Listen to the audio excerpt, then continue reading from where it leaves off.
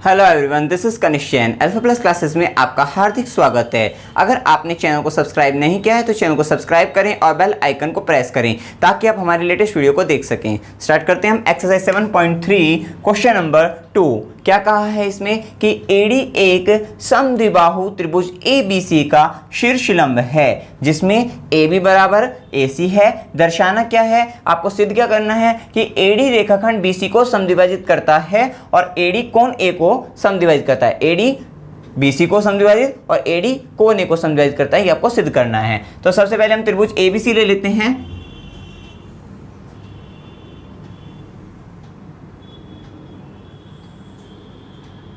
ये आपका त्रिभुज ABC है जिसमें उन्होंने क्या कहा है कि ABC का जो शीर्ष लंब है वो AD है। AD तो A से शीर्ष लंब क्या होता है, शीर्ष से सामने वाली भुजा पर डाला गया लंब जो है। अब इस शीर्ष से लंब डाल देंगे हम यहां से इस पर, तो ये क्या है, D आ गया। और अब हमें क्या सिद्ध करना है, जैसे ये AD जो है BC को समद्विभाजित करता है, AD BC को समद्विभाजित करने मतलब ये भुजा इस भुजा के बराबर सिद्ध करनी है। साथ ही AD कोण A को भी समद्विभाजित करता है, मतलब ये कोण इस कोण के बराबर हमें सिद्ध करना है। अब ये शीर्ष लंब है तो ये क्या होगा, आपका 90 डिग्री होगा।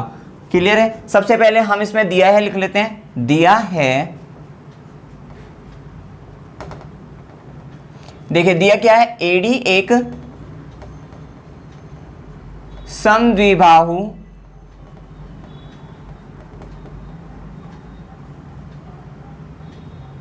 त्रिभुज ABC का शीर्ष लंब है और जिसमें AB बराबर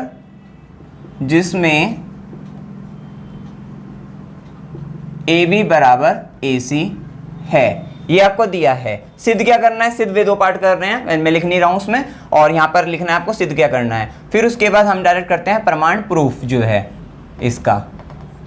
तो हम यहाँ पे क्या करेंगे, हम अगर इन दोनों त्रिभुजों को सर्वांग सम सिद्ध कर दें, मीन्स त्रिभुज ABD और त्रिभुज ACD, अगर इन दोनों को हम सर्वांग सम सिद्ध कर दें तो क्या होगा, फिर उसके हम संगत भाग जब बराबर करेंगे तो ये भाग इस भाग के बराबर हो जाएगा, ये कोण इस कोण के बराबर हो जाएगा। तो हम दोनों त्रिभुजों को ले लेते हैं। त्रिभुज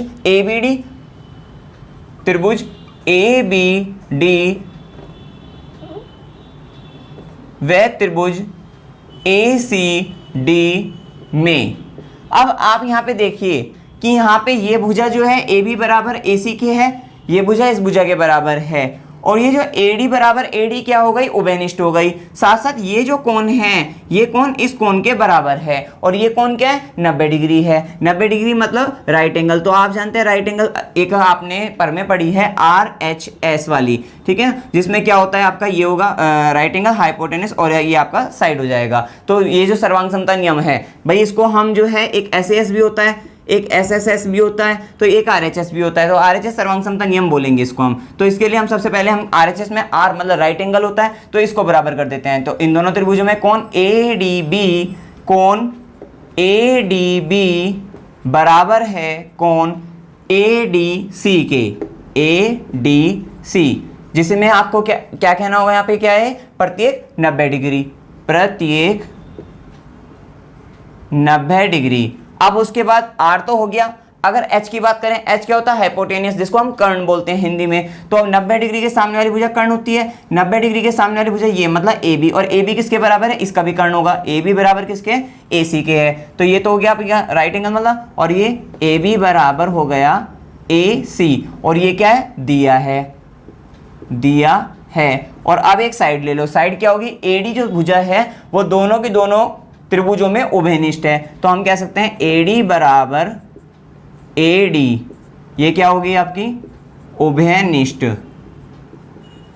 तो अब हम कह सकते हैं इन तीनों से कि राइट एंगल, हाइपोटेनियस और साइड जो है, मतलब आपकी ये जो है ना 90 डिग्री वाला कोण जो वाला ये हो गया, और आपकी एक दो भुजा ये हो गई आपकी जो है, ठीक है। इनसे आप कह सकते हो कि त्रिभुज ABD जो है, त्रिभुज ABD सर्वांग सम है त्रिभुज ACD के। और ब्रैकेट में इसका रीजन देना है, कारण देना है, किससे हमने इसको सर्वांग सम सिद्ध किया, RHS सर्वांग समता नियम से। अब ये दोनों त्रिभुज जब सर्वांग हो गए हैं तो अब इनके जो संगत भाग होंगे वो बराबर होंगे, कोरस्पॉन्डिंग पार्ट्स जो होते हैं। तो अब इसमें संगत भाग कौन से बराबर करेंगे हम सबसे पहले तो ये कोण इस कोण के बराबर कर, सबसे पहले ये वाला कर दीजिए आप, क्योंकि यहाँ पे पहले वाला पार्ट एडी रेखाखंड बीसी को समद्विभाजित करने वाला था।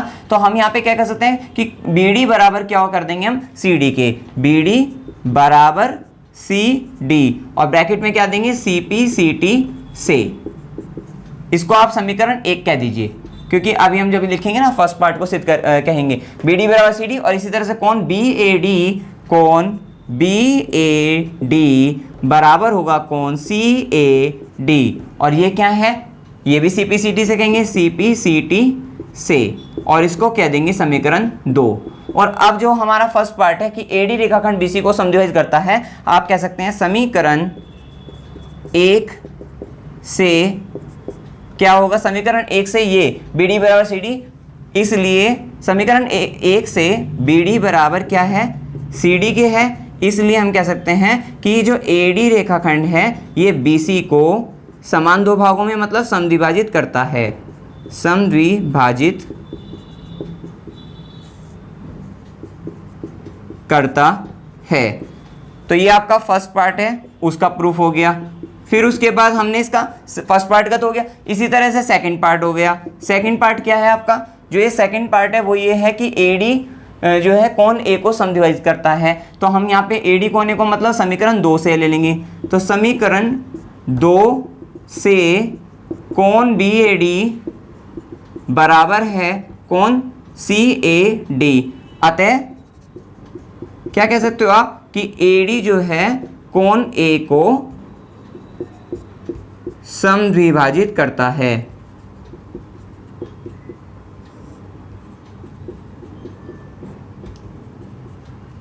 समद्विभाजित करता है, हैंस प्रूफ। तो इस तरह से आपके दोनों पार्ट हो गए कि एडी बीसी को समद्विभाजित और एडी कोण ए को समद्विभाजित करता है। इसमें कोई भी डाउट हो आप कमेंट सेक्शन में पूछ सकते हैं। वीडियो अगर आपको अच्छा लगा वीडियो को लाइक कीजिए, शेयर कीजिए और मेरे चैनल को सब्सक्राइब कीजिए। Thank you very much.